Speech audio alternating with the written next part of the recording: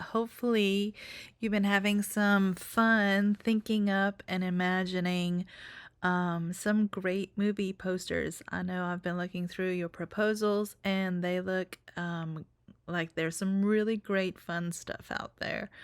Um, so now we're going to kind of move on to the next part of our project, and that is kind of bringing this to life. So for each one of you, I have gone through and written down kind of some of my thoughts about your sketches.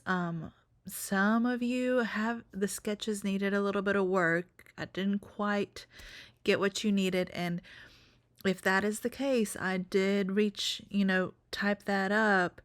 I would love to hear back from you if I asked you a question. Make sure you reach back out to me. I think that the biggest part of this proposal part is getting some feedback on what may be your strongest one, what may be something that you need to work on. And for some of you, that means that you might have had two or three or even more really strong choices. And so, if that's the case, you can kind of pick and choose which one you think would be best.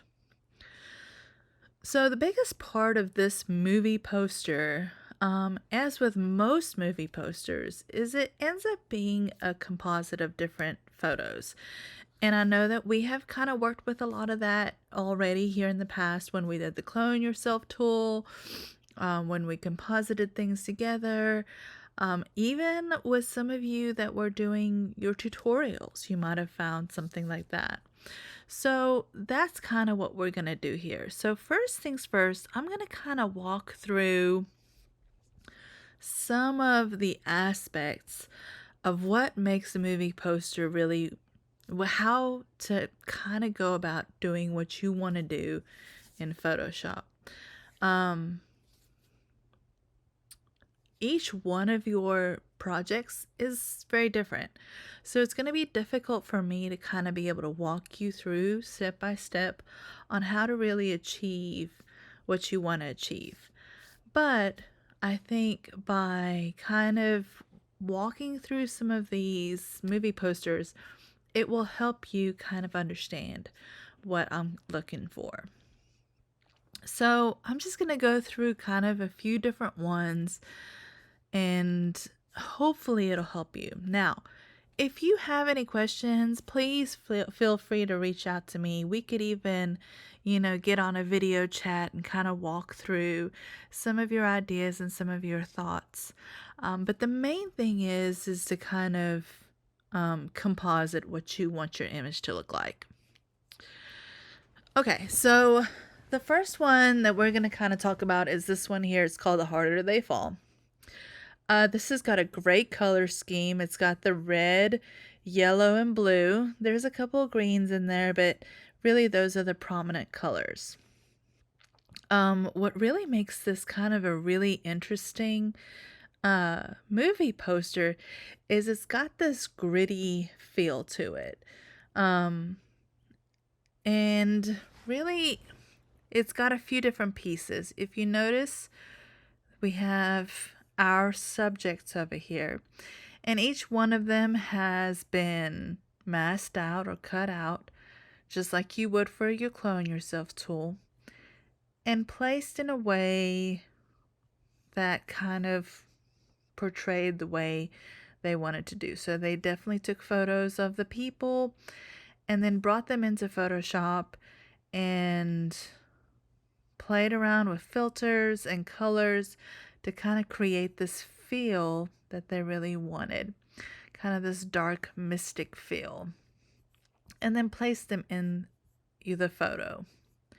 And then the background looks like there's a gradient, and then we have some ground over here that's also been kind of treated in that same fashion, and then overall covered with this gritty texture that you see here. So really the composite here is maybe 1, 2, 3, 4, 5, 6, maybe 7 layers to kind of make this. And this is a pretty easy way to composite this together. So if you were to think about taking your own photos for this, which is what you should do, you would just need a couple of photos of people and you can pretty much create the rest of this. So it really does add something nice. And then they have some really great font here that'll go really well with that gritty texture, the gritty feel to it. So really nice composition. Your eye kind of moves through and looks at all the people. So great choice over here. Okay, this is another really popular one that I'm sure all of you have seen. This one is really bad resolution, but this is one that we have all seen. And so this has got our subjects right over here. It's got a nice balance of subject versus kind of your background. This ship takes up a really good amount of space. But as you notice, these pieces are all composited together. So we have the sky right over here. We have our subjects over here that are kind of blending into the sky. And then we have our boat over here. And this boat would have needed to be masked out. So somebody went in there and really, made sure that none of these pieces were showing through. And then we have another layer here with our splashes, and then our final layer with our text. And there's a kind of a neat, interesting treatment to this text to help it kind of feel cohesive. Now, one thing you might notice on this one is it has this block of text here that has all of the kind of producers and all of the things. For this project specifically, I'm not too worried about this part right here. I do want maybe a couple of names and your main title and maybe even a call out. Something similar to this, where it's not as much of that block of text as it is just clear, concise, and to the point. What I really want to see is how you kind of take all your images and create a new movie poster with them. So this is a great movie poster to kind of think about how you would want to composite your pieces together to make them really come to life. This is another great example of a movie poster that works really well. This one is all pretty much your subject. So it's a little bit different. As you notice, this face is kind of bleached out and has this really kind of gritty feel to it. And if you notice, it's kind of got this weird lighting anyway, but it kind of lends itself to a really dark and mysterious cover. So we have blues, whites, we have a little bit of yellow, and then the black. Now, if you really, this one probably doesn't show it as well as it could, but if you were to look at the original movie poster, her eyes have a treatment on them. They are colorized and made red. So that really adds a lot of interest to it. And then for her mouth, she has this moth. And if you notice, even in the moth, and this doesn't show it very well, but this is actually not a skull. So this is actually a piece of artwork that's actually put in here. So again, it's a really great composite of a photo with a moth laying on top of the face. You can also see that they've put a shadow on the moth, so it doesn't just look like it's sitting on her face. And then a really good use of this space for your type. Again, there's not a whole lot of block of text of information, but it's really clean and does a really good job of bringing in that background. And there's a lot of softness over here, which is nice too. So really another great choice. Okay. We'll look at this one next. Girl Gone. This is another great composite. We have kind of this treatment on this gentleman where it kind of looks like he's cut up, kind of adds a glitchy effect. And then you have this ghost-like image in the background. And then this really interesting smoke that seems to just interact with the type really well. So when we have our background over here with a really good color scheme, but really, if we look at it, it's more of like 75% background. We have our gentleman that's here. So really it's giving more of a feel of what the background is. Another great use of kind of this composite, and if you notice in the background, there's a really interesting gradient that goes from dark to light, and it helps us really focus in on the subject over here. So another great option, and really it's just several photos. So we have, our background, we have our gentleman who has this interesting cutout feel. We have this face in the background, and then this smoke with the type interacting with that. So really that's about 5 or 6 different layers, just really kind of working with each other. The last one I want to talk about is this one, Rosemary's Baby. Now this one was kind of made before Photoshop, but it's interesting nonetheless. So again, we have another composite image here. We have our face in the background, and in the foreground we have a different photo with a stroller and these light beams coming from it. And then in the very background, we have a gradient that kind of has this gritty feel. And then, of course, our type.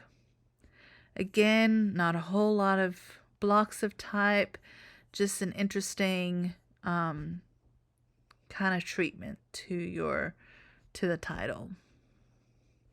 So this one probably took 1, 2, 3, 4, 5, maybe 6 layers to do.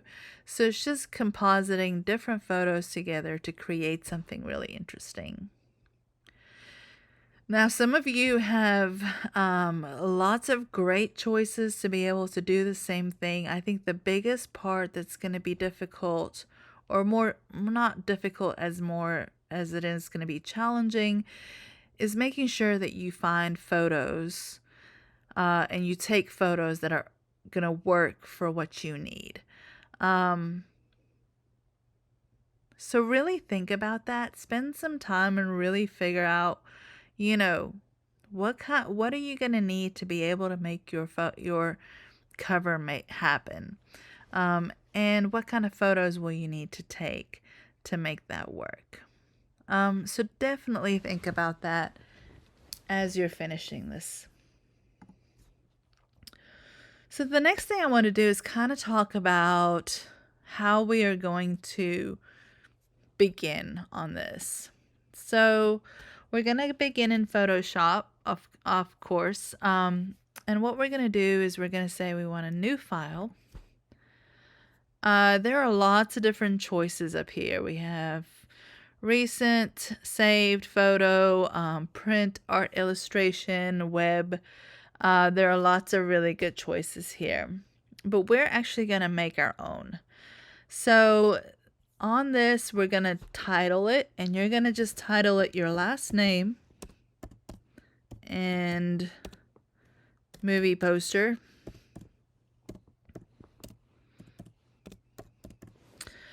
The width is going to be 24 inches. And the height is going to be by 36. That's kind of what our project said. Now, normally if you're printing this out, you're going to want a 300 pixels per inch. But since this is really going to be shown on the internet over the Blackboard, We're going to stick with 72 pixels per inch. Now this is generally what's used for screens. Now, even though we are doing screens, we're going to kind of stick with CMYK color just to make sure that this works out well. And all the rest you can pretty much leave to be the same. And we're going to hit create. And as you notice, it pops up. Now this is going to give you a good resolution to kind of get your image started. And what you're going to do is you're going to just start building up your image. So you would hit import image. You would find your image on your computer. I'll just find a random photo maybe.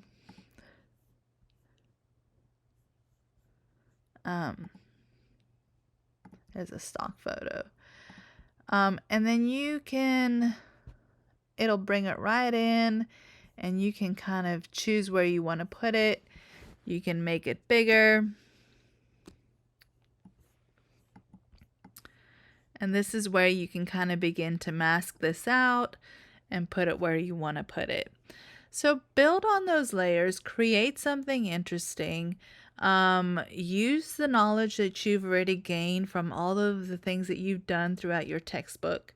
I've also added a few extra links onto this project so that you can kind of look up some things for lighting, for making things cohesive and work together. But your main part is to kind of just get your photos going and get this project kind of moving right along.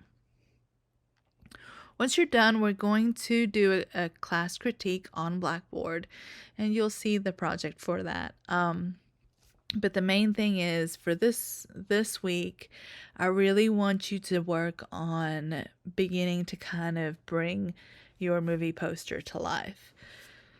So as you work on this, if you run into any snags or if you have any concerns or if you're really just not sure of maybe the best steps to take to get the look that you want, feel free to reach out to me. I'm here to help you. Like I said, I'd be happy to set aside some time for us to talk, to visit over the video chat if we need to, or if we can just do it over email, we can do that.